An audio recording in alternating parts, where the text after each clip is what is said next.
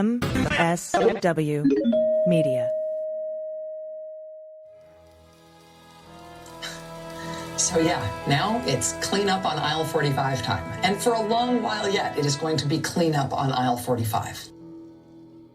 Hey, everybody. Welcome to episode 240 of Clean Up on Aisle 45. It's Wednesday, August 27th, 2025. Oh, my gosh. I had to double check. Like, is it almost It's Labor August. Day? We're almost there. Oh, my goodness. I'm Allison Gill. Hey, G, what's up? It's Harry Dunn here. All right, so we got a lot to cover today, as always. But we got a lot to cover today, including several motions filed by Representative LaMonica McDiver, from New Jersey, and an update on the January 6th my lawsuit. Yeah, you're a very amazing January 6th lawsuit. And that's the lawsuit to hang the plaque that was supposed to be hung by law in 2023. Absolutely. Plus, we have more trouble for the colleagues of New York City mayoral candidate Eric Adams, including accepting a bribe or trying to bribe a reporter with money and a bag of chips. And a brief update on the lawsuit filed by the Macrons against Candace Owens. Yes. Ugh. But first, we have some new patrons to thank. Nope, these aren't new patrons. These are Hall of Fame patrons. Excuse me. I misspoke. Here are some Hall of Fame patrons we want to shout out. Well, the first one is, but some of Baltimore is actually like The Wire. Well, yeah, that's kind of accurate. Maria Tovar, Tiffany Trump was adopted. Kimberly D. Stephen, January 20 baby. Al Marenin, Rose Flaherty, Je suis fatigué, Steve Towell, Patty B., Accidental Bird Sanctuary founder, and at Dirt Road Dems. Thank you all so much for being Hall of Fame patrons. Speaking of patrons, we're going to have our patron happy hour this Friday. It's going to be 7 p.m. Eastern, 4 p.m. Pacific, and 1 p.m. Hawaii time, because someone's in Hawaii right now. Aloha, y'all. Mahalo for being there. Yes. Wherever Harry is, he'll be joining us this Friday for our patron happy hour. If you want to become a patron, join us for our happy hours. Get these episodes ad-free, get them early. Supporting independent media, you can do that by going to patreon.com/aisle45pod, which is AISLE 45POD. So, how are things going? Are you relaxed? Are you feeling tropical? I am. Everybody knows, listen, that I'm a bourbon drinker, right? So I love my bourbon, but I have been doing nothing but the tropical pina coladas and the Mai Tais and, feet up on the beach, just relaxing and eating all kinds of stuff I don't usually eat and just enjoying the culture out here. It's great. And also, if y'all hear maybe in the background, there is a rooster walking around on the property where I am staying. So if you hear some cock-a-doodle-doo, it's literally a real rooster out here. It's not a pet. It's just they just walk around wildly out here. But it is beautiful. I had to get out of the water because the water was warm. The water was so hot. I was like, oh, my gosh, I'm sweating in the water. But it's just beautiful paradise. And it's amazing. I'm having a great time. Very, very cool. I'm very jealous of you on your amazing vacation. Now, San Diego isn't bad. Let's be honest. I was just about to say, hold on, AG. You live in San Diego is like it's paradise all 364 days. You might have one bad day of bad weather out there. Well, our summer's about to start here. Our San Diego summer, it starts after Labor Day and goes to mid-November. And then we go straight into Christmas. But summer, it's really like the hottest time of the year here. Is September, October, and a little bit of November. So we're all like battening down the hatches and going inside and turning on our air conditioning and, crying about how it's 86 degrees outside. That's just too hot for anyone to live. Yeah. Because we are spoiled. But anyway, I'm so glad you're getting a vacation. You work so hard, my friend. You've been traveling, for work, going here a day, going there a day, talking in Iowa, going to Nevada. Like you just travel so much. And I'll be going to Kansas City. When I get back, I got like a week and then I'm headed off to Kansas City. Cause the fight don't stop. We got to keep it going. So it doesn't. Absolutely. You're very right. Well, we appreciate you being here on your vacation. And Harry, you and the other Capitol Police officers, as we know, sued Congress over their refusal to hang the plaque honoring the heroes of January 6th in the House, pursuant to a law requiring them to do that.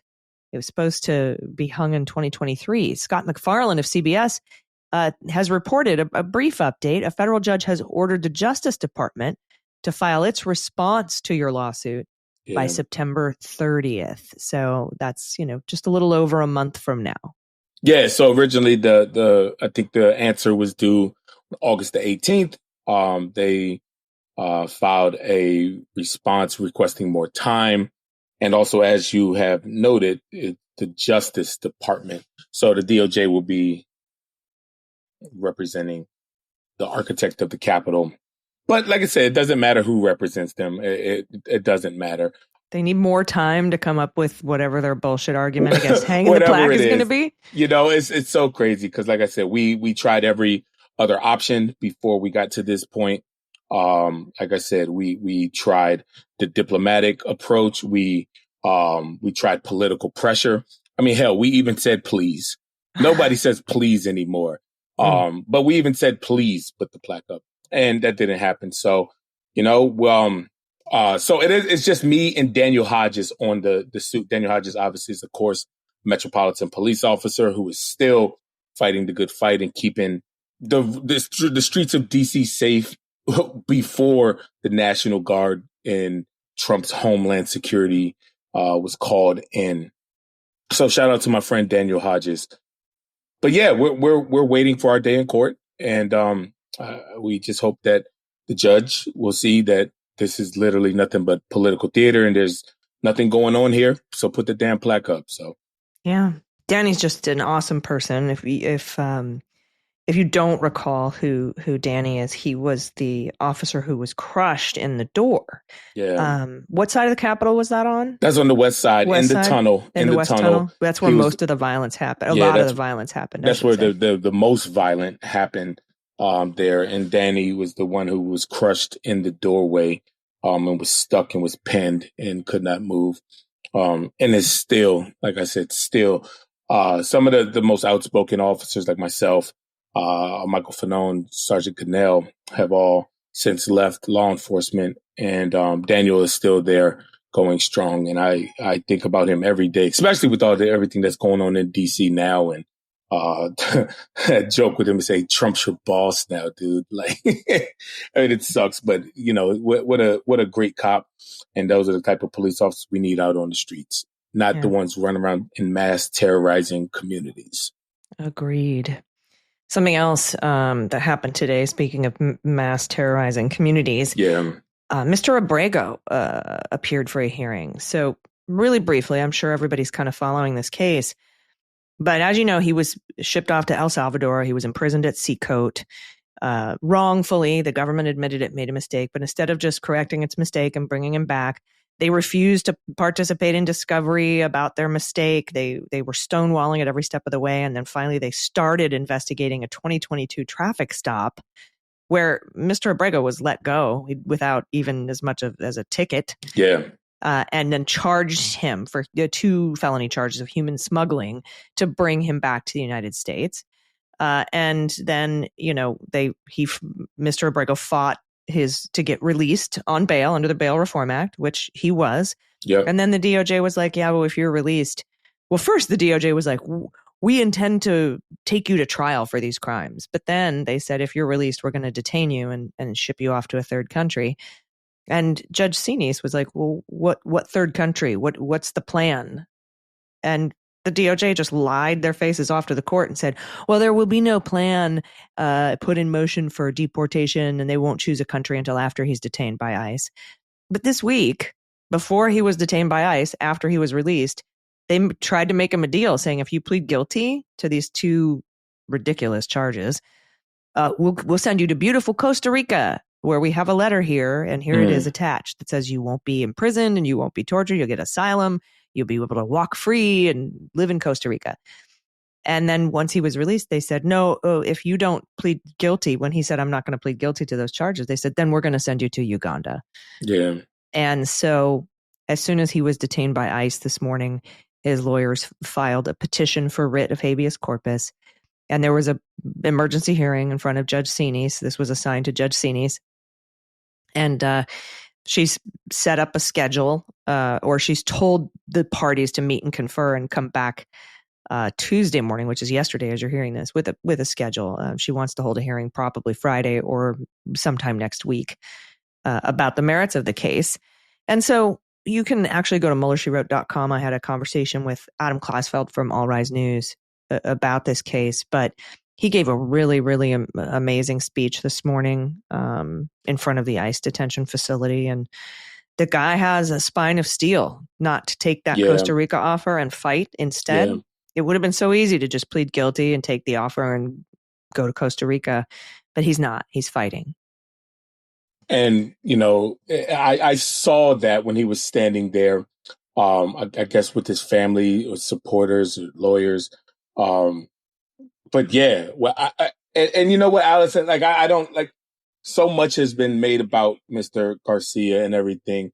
And we're learning that a lot of the Department of Justice, I always laugh when I say Department of Justice, but the Department of Justice, they didn't even bring up that he was a smuggler in the court cases or the most recent ones. Is that correct?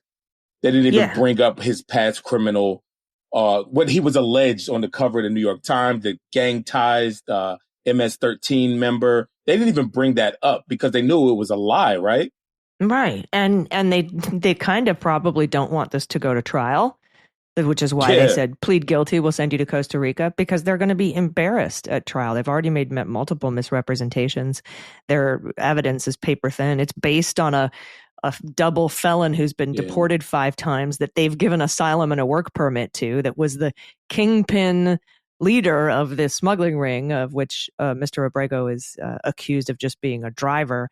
It makes no sense to let that guy go.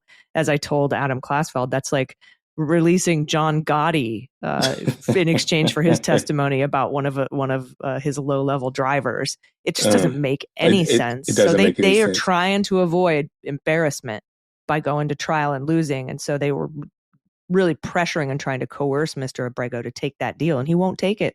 Well, let me ask you. So what are the ramifications if he does get shipped off to Uganda? Obviously, the first time the judge ruled, say, hey, he needs to come back here. Is there anything stopping the DOJ from sending him to Uganda? And will he ever get to come back to have his due process since he's refused to plead guilty? Well, Judge Sini's ordered today, she extended a temporary restraining order saying you may not take him off the continent. And in fact, you can't take him very far away from, he's in an ICE detention in Virginia, a facility in Virginia right now. You can't take him far away from here because he has to be able to converse with his lawyers in his criminal case in Tennessee and this case here in Baltimore. So you may not move him far, like, because we figured they'd probably try to move him to Abilene or Louisiana or something. And then try to sneak him out. But they are barred from doing that until he gets to have his reasonable fear interview under the Convention Against Torture Act and due process, right? So he's not going anywhere for now. I think the best case scenario in this case, he is deportable and it is legal. It's legal to deport someone to a third country. But I think the best case scenario is that he fights. He doesn't have to plead guilty. Maybe those charges are dismissed. Maybe he embarrasses the government at trial. Maybe the government drops the charges so they don't get embarrassed at trial. There is a motion to dismiss the charges on vindictive and selective prosecution, and that he is free because he's asking the court to release him because he thinks his being detained right now is punishment for him exercising his constitutional rights. So if he's free pending his deportation proceedings, and that he gets to go to Costa Rica because they offered him Costa Rica. And there is no letter from Uganda. So if they want to send him to Uganda, they're going to have to probably produce a letter that says he won't be tortured or imprisoned or anything. He'll be allowed to be free in Uganda. But we'll see how it goes. But I think best case scenario is he gets released from detention because it's unlawful. It's punitive. and I mean, obviously detention is punitive, but you can't detain somebody for exercising their constitutional rights. Sure. So I hope he gets released, and I hope he gets his due process on deportation, and I hope he gets the Costa Rica deal without having to plead guilty to those two ridiculous charges against him. All right. Well, we'll definitely be monitoring that and see how that continues to play out. So we certainly will. Now, next up, we're going to discuss 4 motions filed by Representative LaMonica McDiver. Yep. She's the representative from New Jersey who the DOJ says assaulted an ICE officer. That seems to be trumped up charges in a lot of cases these days. Sandwich guy, misreading DC, all of the protesters in LA, they can't get true bills back from federal grand juries. But they did for LaMonica McDiver, but the evidence is pretty short. So we're going to talk about all of that and her motions, but we have to take a quick break. So stick around. We'll be right back.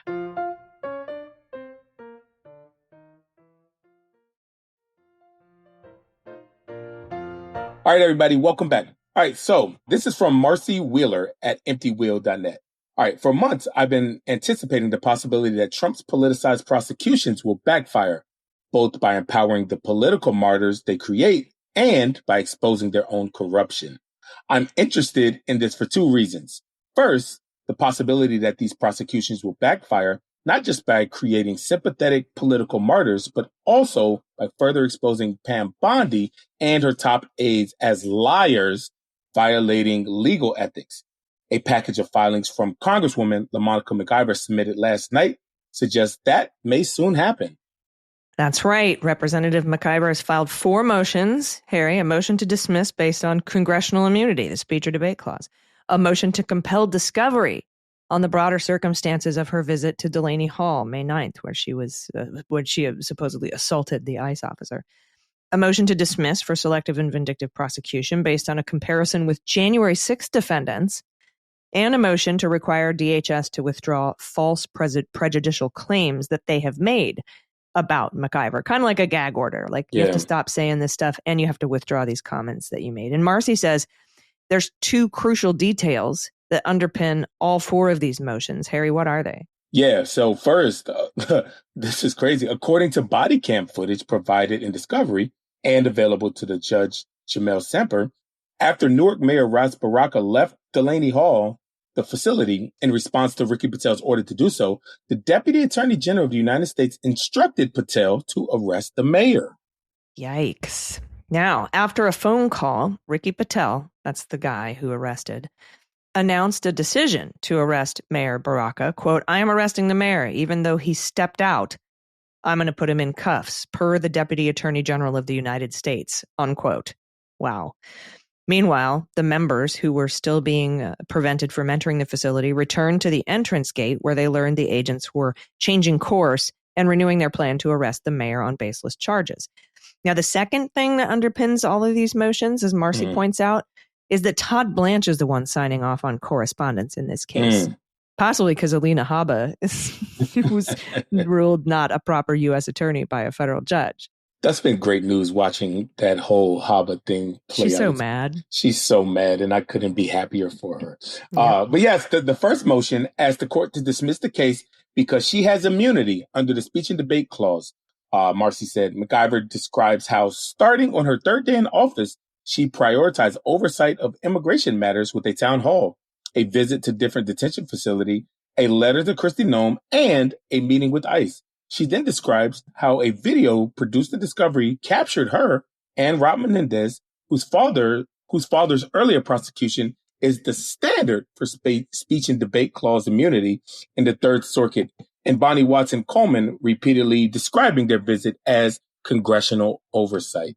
All right. So basically what that's saying is Representative McDiver has tons of evidence that this was part of her job. Yeah. She sent a letter. She said she was going to do this. She posted on social media. They said it several times at the thing, according to body cam footage. Like, we were doing our jobs as members of Congress. Yeah. And so, I mean, like, you can't arrest a member of Congress for doing their jobs. Next is her motion to compel the government to hand over evidence. So virtually all of the previous stuff that you talked about comes from body cam footage provided in Discovery. There's one important exception, Harry, where an ICE agent shoved her so hard that she immediately said she was going to file a complaint against him. Yep. Now, that's one of the reasons she filed the motion to compel. She didn't get body cam footage from at least 2 key ICE officers, the second guy she allegedly assaulted and the guy who shoved her. That's not in Discovery. Shouldn't that have been the first 2 people? Yeah. So she's filing a motion to compel that evidence, that body cam footage. McIver's also asked for other video from the facility, which might provide more proof of the calls to people like Todd Blanche, or might explain why a bunch of ICE vehicles arrived while the members of Congress were waiting. Yeah, and Marcy continues. And this, which brings us to selective prosecution filing. As I said a million times when covering Hunter Biden's selective prosecution bid, which I think might have survived if he had the money to appeal, these are almost impossible to win because you have to prove that someone similarly situated was not charged. But McIver does that one better. She compares how DOJ dismissed all of the January 6 assaults, even while charging her. This is a great comparison. She does. She has a really good point. So you have to prove someone similarly situated was not charged. How about everyone who attacked cops on January 6th?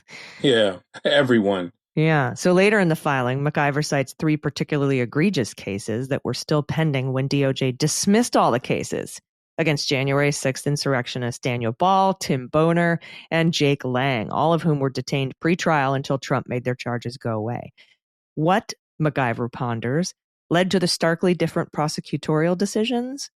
Well, there's proof in the form of a letter that then acting Deputy Attorney General and now Third Circuit Court judge, who might preside over an appeal in this case, Emil Bovee, this letter he sent ordering the firing of a bunch of FBI agents who'd been involved in January 6th investigations. What explains the government's insistence on prosecuting Congresswoman McIver, but not rioters charged with serious violence under the same statute? Senior federal officials have made ample public statements that point inexorably to the answer, in particular, the leadership of the Department of Justice, echoing the president's official proclamation that has described the January 6th prosecutions as a grave national injustice. So how is that a grave national injustice? But LaMonica McIver is not.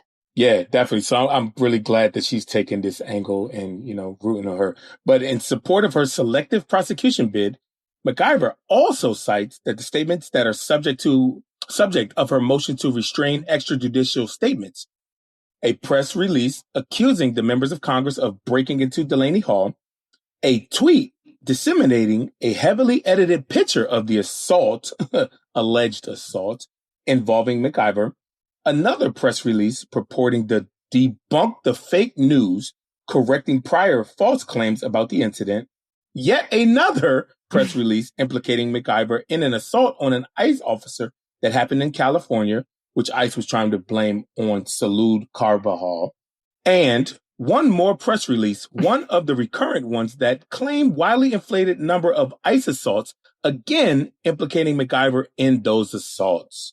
So that's her other motion, is to have these statements retracted. So for each of the statements, McIver notes how the communications are misleading and how they prejudice her case. She goes through all that detail.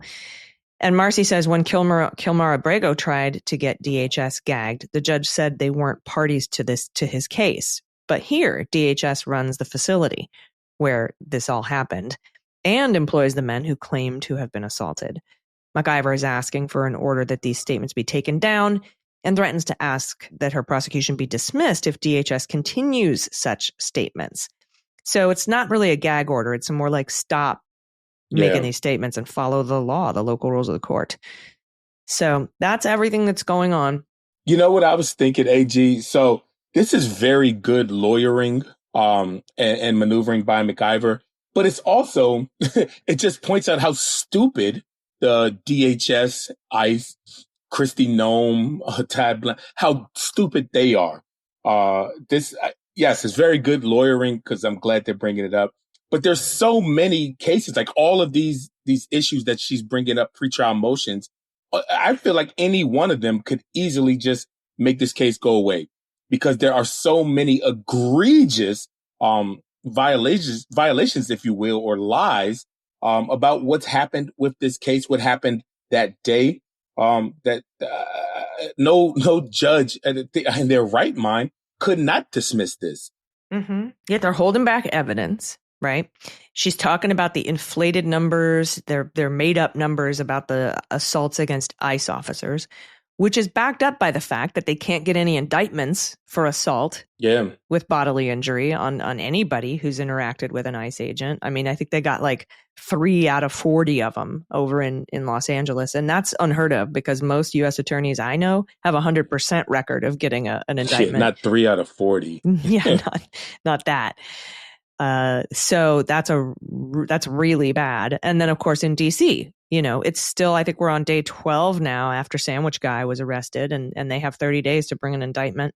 They want to charge him with an enhanced felony assault requiring bodily harm. And even the judge was like, I think this is probably simple assault, misdemeanor, which doesn't belong in a federal court. So at all. And then there was this other woman named Reed who they took to 2 different grand juries in D.C. to try to get one of these assault charges against her. And neither of those federal grand juries returned an indictment. So I think we're seeing a little bit of the guardrails against rogue prosecutions come to fruition here. I don't think they're going to be able to indict Sandwich Guy. At least I'm hoping not. I like Sandwich Guy. I like Sandwich Guy too. Yeah. So we'll keep an eye on this case for Representative McIver. As you know, the case against Ross Baraka was dropped, and now Mayor Ross Baraka is suing for wrongful arrest. And I think we need more of that too. Obviously, with all the arrests, the prosecutions, not even prosecutions, just the targeted harassments and police officers roaming the streets like it's the wild, wild west. No concern or care for due process, civil rights. It needs to be a lot more suing going on. Not just taking them to court and getting cases dropped, but sue these assholes into stop breaking the law. Exactly. All right. Well, more trouble for the colleagues of New York mayoral candidate Eric Adams. These people cannot stay out of legal trouble. The only reason Eric Adams isn't going to prison is because Donald Trump came in and dismissed his charges so that he would do his bidding on immigration in New York, allow him to, send in the troops and make a big propaganda show out of it. But yeah, they can't stop breaking the law. We're going to talk about that. Remember in Liar Liar with Jim Carrey, the guy said he did something. Jim Carrey said, stop breaking the law, asshole. Your client held someone up again at an ATM, this time at knife point. He wants your legal advice. Stop breaking the law, asshole. That's this. That is this. That should be the slogan for Adams' campaign. Yep. All right, we'll talk more about what's going on with his colleagues after this quick break. Stick around. We'll be right back.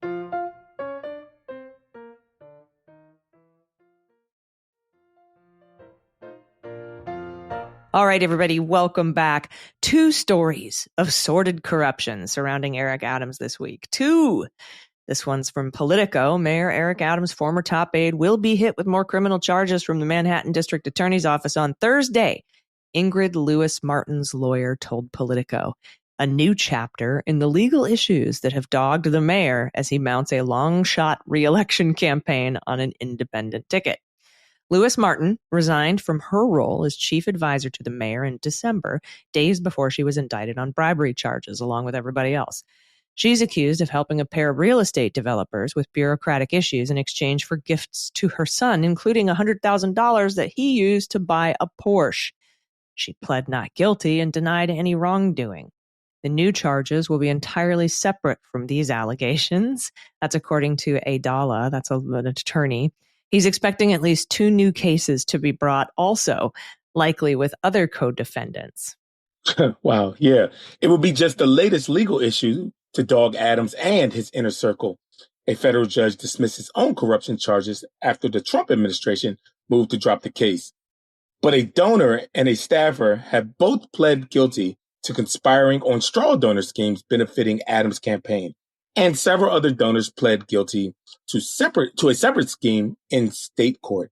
Top members of his administration, including his first deputy mayor, police commissioner, and school chancellor, were also pushed out last year after coming under federal investigation. What I don't get is the state charges against all his colleagues, but why hasn't Alvin Bragg indicted In Eric state Adams? charges? Yeah. I don't know. Next up from the city, here's the second story. And I thought this was the same person. Nope, totally different. Mayor Eric Adams' colleague. A former top city hall advisor and current campaign confidant of Mayor Eric Adams attempted to give money to a reporter from the city following a campaign event in Harlem last Wednesday.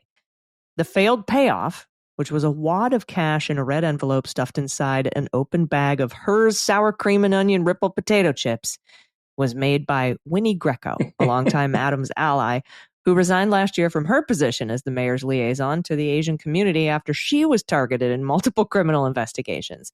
She resurfaced recently as a consistent presence in his re-election campaign.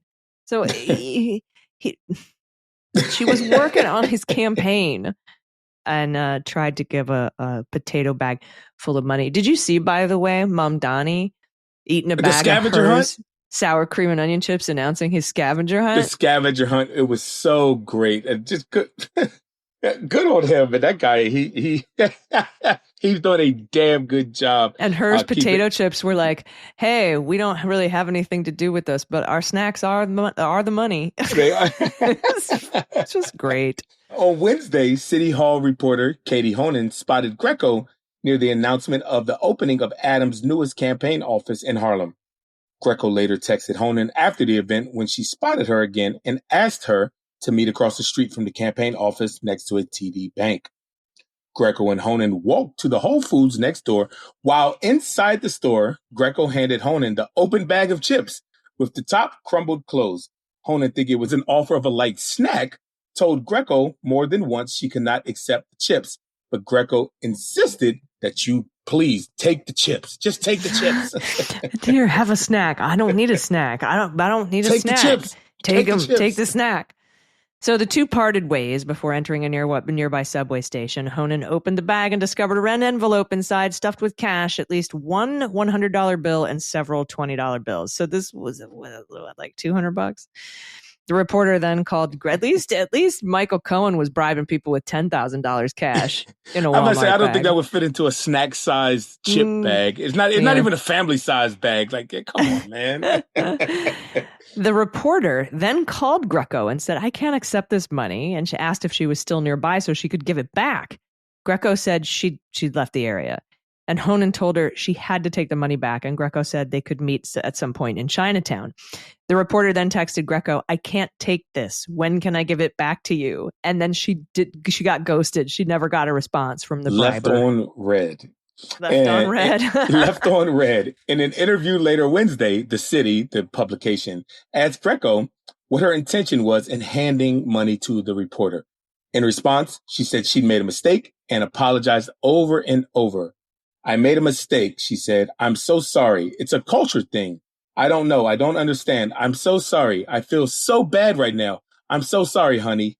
She's so sorry, honey. She then called the city back, advising that we call her attorney, Stephen Brill, and adding, quote, can we forget about this? I try to be a good person. Please, please, please. Don't do in the news nothing about me. Oh, no. I just wanted to be her friend, Greco added. I just wanted to have one good friend. It's nothing. Who happened to be a reporter at a campaign office opening. Now, Brill, the attorney, denied that his client's payment to the city was nefarious in any way. This is what the attorney said. Ready? I can see how this looks strange, but I assure you that Winnie's intent was purely innocent. In the Chinese culture, money is often given to others as a gesture of friendship and gratitude. Winnie is apologetic and embarrassed by any negative impression or confusion this may have caused. And that's a pretty good legal argument because you got to prove intent when you're bribing somebody. And if you can't do that, if you make it muddy by saying that's a culture thing and she just wanted to be a friend and stuff like that, it's real hard to bring any charges about this. But politically, Jesus. Yeah. After the city informed the Adams campaign about the interaction. Because remember, this lady works for the Adams campaign. Yeah. After the city informed the Adams campaign, the campaign spokesperson, Todd Shapiro, said Greco was immediately suspended. But she did nothing wrong. Why? She did nothing wrong, so I was suspending her. Interesting. Interesting, very interesting. And this is part of Chinese culture. I need some more Chinese friends. I will eat the chips and take the money. But then Eric Adams tried to do some damage control. We are shocked by these reports, Shapiro said. You are the bribe campaign. Like, that is your whole thing, bro. That is your MO, my friend. Winnie Greco holds no position in this campaign and has been suspended from all volunteer campaign-related activities. Mayor Adams had no prior knowledge of this matter. He has always demanded the highest ethical... I can't even laugh without... Can't even get through this. He has always demanded the highest ethical and legal standards, and his sole focus remains on serving the people of New York City with integrity. Integrity, highest ethical standards, highest legal standards. Who the hell wrote this? Bro, you were charged with bribery. You were going to be superseded, and then you made a deal with the Trump administration to do his bidding on immigration. Fuck my city. I'm going to do what Trump wants so that I don't have to face these charges. Yep. That's his idea of high ethical legal standards and integrity. Okay. So following the interaction at Whole Foods, Honan brought the bag of chips and the envelope with the money back to the city's office and handed it over to her editors. The city then contacted the City Department of Investigation, the DOI. Anticipating possible law enforcement investigations, the city did not open the envelope or count the money inside, didn't touch it. And then later Wednesday, federal prosecutors from the Office of Brooklyn U.S. Attorney Joseph Nocella contacted the city's lawyers. And on Wednesday evening, an investigator retrieved the chip bag containing the red envelope and the cash. This is good for hers. The chip company right there. Yeah, exactly. The Brooklyn U.S. Attorney has been investigating Greco since early last year after the FBI raided her homes in February 2024, following the city's reporting on illegal straw donations raised at Adams' campaign fundraisers she'd organized. The DOI is also looking into allegations uncovered by the city that she pressured a campaign volunteer to do personal tasks for her in exchange for getting him a city job. Just the best people. Now, Greco's been a fixture of Adams' political career for over a decade. So he couldn't be like, I don't know who she is. That's the coffee person. That's the Papadopoulos of my campaign. Over a decade, during which time she helped him raise hundreds of thousands of dollars for his mayoral campaigns and connected him to influential members of the Chinese American community while escorting him on multiple trips abroad to China. Her first appointment to a paid government job came when Adams became mayor in January 2022. Within days of attending his New Year's Eve inauguration on a stage in Times Square with a small circle of close associates, Greco was named his Asian Affairs Director at a salary of $100,000, while her niece also landed a role at City Hall, eventually becoming one of the mayor's schedulers. Greco was so close to Adams and his inner circle that his senior advisor, Ingrid Lewis Martin, was known to introduce Greco at events as my sister. Wow. By the way, Lewis Martin, that's who we were talking about, currently being prosecuted by the Manhattan District Attorney Alvin Bragg for bribery. Only the best people, AG. Only the best. This is just so... This is so great for Mom Donnie. It is. And have you seen Cuomo lately? He's going full MAGA. He's on Fox all the time. Yeah, I saw that he was on Fox now. He is definitely full MAGA now. My God. Just Mondani's he's doing a good job, man. He's doing a good job. That scavenger hunt was so cool. Like, it was so cool. I was following the updates here in Hawaii.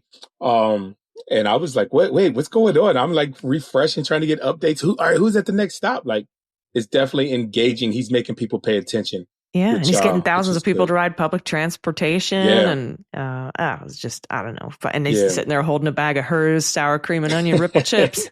Trolling to the best. Just trolling the shit out of them. So great. Thank you for that reporting from Politico. And we've got one more story and this is an update. Oh, yeah.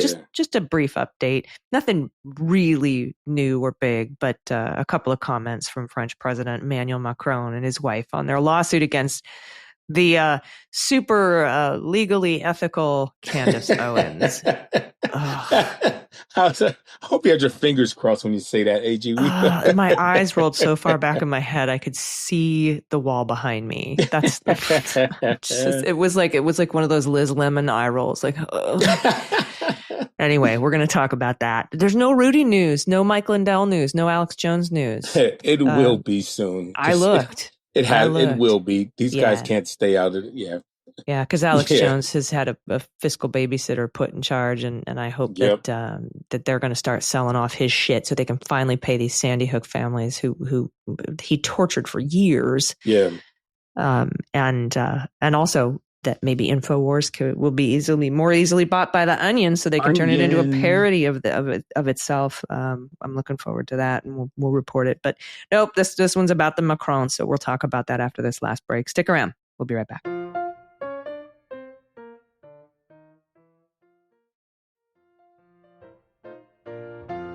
All right, everybody, welcome back. All right, like we said before the break, we're going to give you an update about Candace Owens, the ethical Candace Owens. French President Emmanuel Macron said he and his wife Bridget decided to sue Candace Owens to defend the truth in the face of the hard right provocateurs' repeated assertions that the French First Lady was assigned male at birth. This has become such a big issue in the United States that we had to respond, Macron said in an interview with Paris Match published on Tuesday. His first public comments on the matter since he and Bridget filed a defamation suit in Delaware last month. It's a question of having the truth respected, he said. So that's the news, because these are his first public comments about the suit. Now, the suit alleges that Owens spread the rumor to promote her independent platform, gain notoriety, and make money. Yeah, basically. Now, Candace Owens helmed an 8-part podcast series called Becoming Brigitte. Is that, maybe that's how you say her name? Brigitte. In which she pushes various conspiracy theories about the Macrons and their relationship, all of which the Macrons have vociferously denied. Quote, Owens is someone who knew very well that she was spreading false information and did so with the aim of causing harm in the service of an ideology and with established connections to far-right leaders. That's what Macron said in this interview, in those public comments. Yeah, Macron explained that the couple had been advised not to press charges when these allegations first emerged in France to avoid the so-called Streisand effect, drawing more attention to something by trying to remove it. But Macron said as the rumors started to spread in the United States, the matter became too serious to ignore.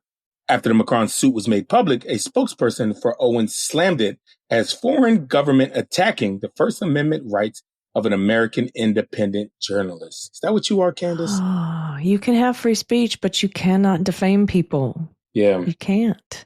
Now, Macron responded by saying freedom of speech doesn't protect Owens from spreading false, harmful nonsense. He also hit back with a jab aimed more broadly at the MAGA movement.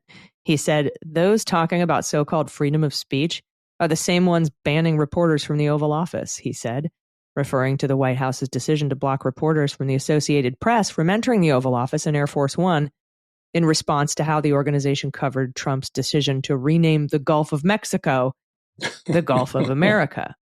So that's what I thought that was a pretty good clap back from Macron saying, oh, freedom of speech? You're talking about freedom of speech, but you're banning the Associated Press from the Oval Office and Air Force One because they want to call the Gulf of Mexico the Gulf of Mexico?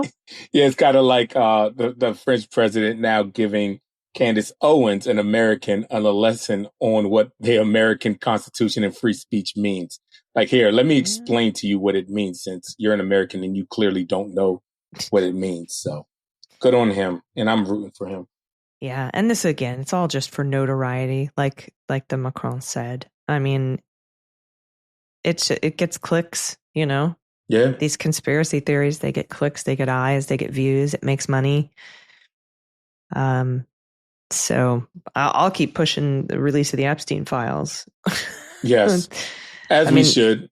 This week, you know, the DOJ started releasing, and I'm putting releasing in quotes, the Epstein files to Congress, and all the Dems in Congress are like, this is all shit we've seen before. This was all in your new. Yeah, exactly. This was all in your phase 1 Epstein binder that you tricked right-wing radio personalities to come to the White House to get, I mean, just ridiculous. I want them to release the training videos. They sent out training videos, the DOJ and the FBI, to FBI personnel on how to find and flag mentions of Donald Trump in the Epstein files. Yeah, you covered this extensively when you wrote about this. So everybody, please check that out. Allison covered that very well when she broke that story. Am I right about that? Yeah, I did break that. I broke the sex offender waiver. I broke the potential ability to out custody to work outside the prison walls at the Club Fed she's at. But I'm also suing under the Freedom of Information Act. Yeah, your FOIA request, right? To get those videos, those training videos. And if you want to help support that lawsuit, by the way, you can give directly to the law firm that's doing this for me pro bono. It's nationalsecuritylaw.org/donate. They're very awesome. They're filing multiple FOIA lawsuits on my behalf, as a matter of fact, including a bunch of Doge emails. We're trying to get the court to make a determination that Doge is subject to FOIA requests because they're trying to hide it up under the executive office of the president and say that it's but exempt we're not going for that from FOIA. But we'll see. I mean, that's what my lawsuit is designed to do. So we'll see how it goes. But I want you to enjoy the rest of your vacation, sir. I am, and also one thing I learned, cool fact, the W is pronounced like a V out here. So when people say Hawaii, it's Hawaii. And I heard it on TV. I heard a lot of people say it, and I asked. He was like, "Yeah, that's how it's pronounced." But just people say Hawaii, but it's Hawaii. And I said, well, okay. You just learned something new. But and there's been a lot of art too. So there's actually Hawaii. There's a little bit of a Hawaii. With the eyes. So, just being a dumb tourist here, enjoying the culture of Hawaii. I just always go to Maui and I just pronounce it Maui. You did Maui, right? Maui. Yeah, and Molokini. It's such a beautiful place. It is. It is so beautiful. And I'm glad that you're getting a little bit of a vacation, and we really appreciate you coming on and doing some work while you're out there. Yes, it is. It is early here. And that, because usually, when Alice and I record, Alice is always on the West Coast, and me on the East Coast is like, all right, I'm recording, and I'm going to sleep. Alice is like, all right, I'm going to breakfast or whatever. I'm exaggerating a little bit, but it's like early here, and now I'm the one behind. Like, yeah, now you have the whole rest of the day ahead of you, and I'm wrapping mine up. So exactly. Yeah, that was a fun part of being in Hawaii. I think it was last year, and I was recording the Daily Beans every day, but I was doing it at like 10 in the morning because all the news was already out. It was like 6 p.m. in DC, and there was no more news. No more news to cover. Was done at 10 a.m. or whatever. Yeah. I was like, man, maybe I should move here. My work day will be done by lunch. Yeah, it's like 10 a.m. and I'm watching Nicole Wallace on at like 10 a.m. I'm like, whoa, this is crazy. Like, what's she doing up so early? I know, like, or Rachel Maddow comes on at like 2 o'clock, and like, what in the world? Yeah, and you don't have to watch Morning Joe because that's in the middle of the night. It's in the middle of the night, exactly. So it's like, what?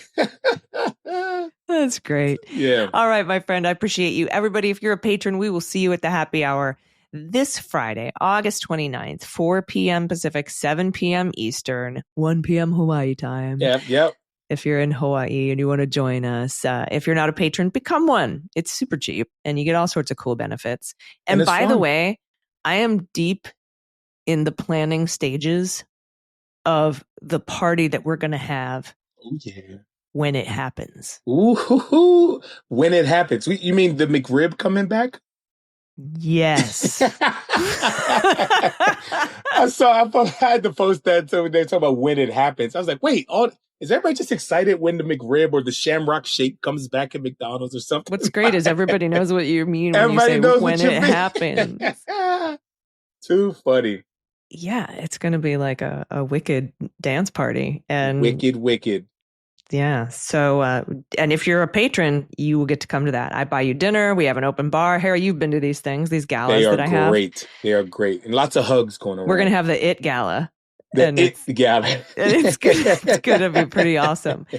But it's our thank you for being patrons. And it's a patron-only event. And it's in person. It's live. It'll be somewhere in the United States. And we hope you all will see you there. And I'm looking forward to it. All right.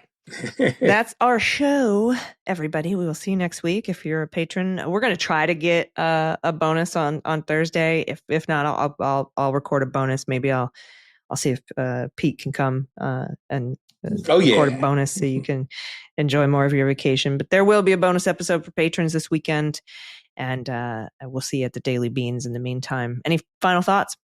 I got nothing. I am about to go to the beach. So y'all enjoy your days. Enjoy your day at work, everybody. I'm going to the beach. I'm all mad and jealous, but I live 10 minutes from the beach. I know. Yes, you do. So it's not the same beach. Thank you. Y'all are the best. The beach at home isn't the same as the beach on vacation. This is true, though. This is true. All right, everybody. We'll talk to you soon. I've been Allison Gill. Harry Dunn. Thanks, y'all. Cleanup on Aisle 45 is written, researched, and produced by Allison Gill, with editing by Molly Hockey. Our art and logo design are by Joelle Reeder and Moxie Design Studios, and our music is composed and performed by Adam Orr. Cleanup on Aisle 45 is a proud member of the MSW Media Network, a collection of creator-owned podcasts dedicated to news, politics, and justice. For more information, visit mswmedia.com.